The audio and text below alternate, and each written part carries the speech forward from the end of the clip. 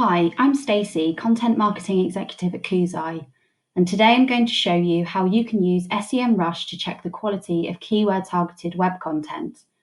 After you've logged into SEMrush, you'll want to make sure you're in the Content Marketing Toolkit, select SEO Writing Assistant, and go to Get Recommendations. This is where you'll then add your keywords that you want your piece of content to target. Check your target audience and select Get Recommendations.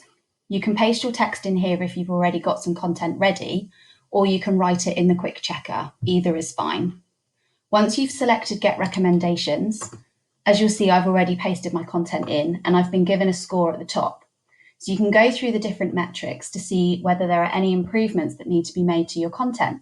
So it will look at readability, word count, and any other issues.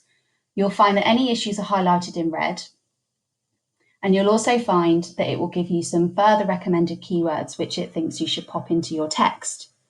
So you can go through your content or write your content in this checker and make sure that everything is accounted for.